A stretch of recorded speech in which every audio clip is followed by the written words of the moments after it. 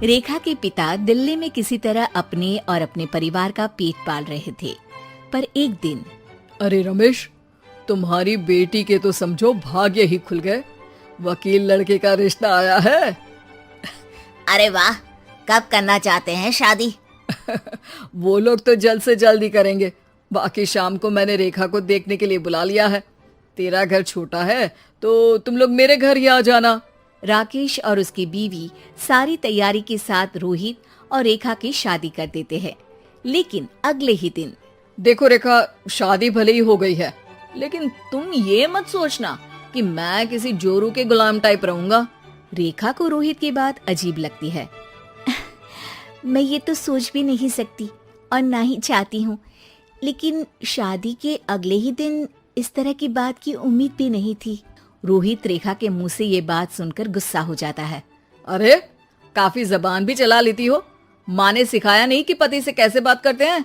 रेखा अब चुप रहने में ही भलाई समझती है।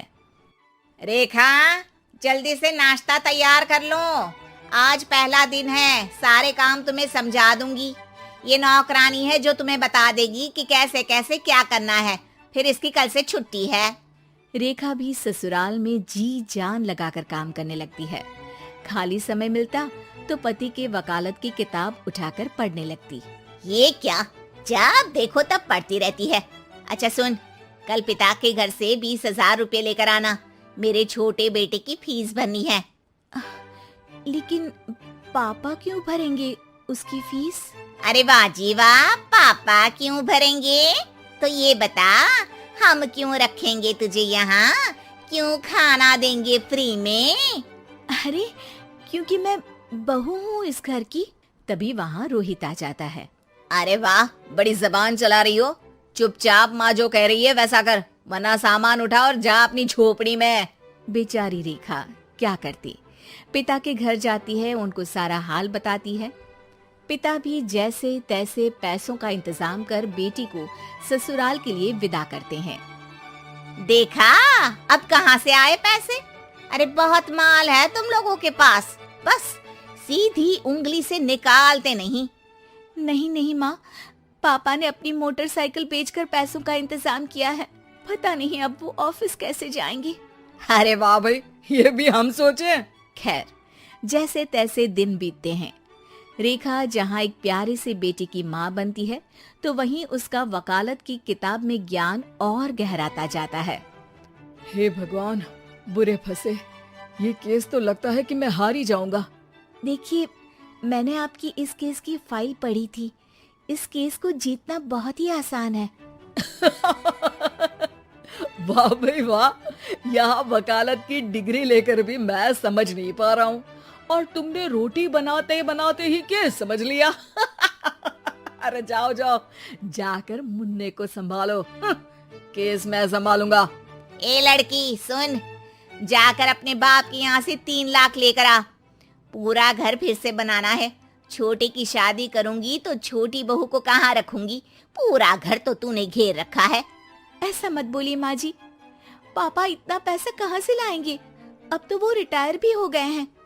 हाँ, तभी तो बोल रही हूँ, रिटायरमेंट के पैसे तो मिले होंगे ना। लेकिन वो अगर आपको दे देंगे तो बुढ़ापा कैसे काटेंगे? रोहित रेखा की बात सुनकर गुस्सा हो जाता है। ए सुन, चल अपना सामान उठा, अपना बच्चा उठा और निकल यहाँ से। रेखा के लाख आग्रह के बाद भी रोहित और उसकी सास उसे घर में नहीं रखते।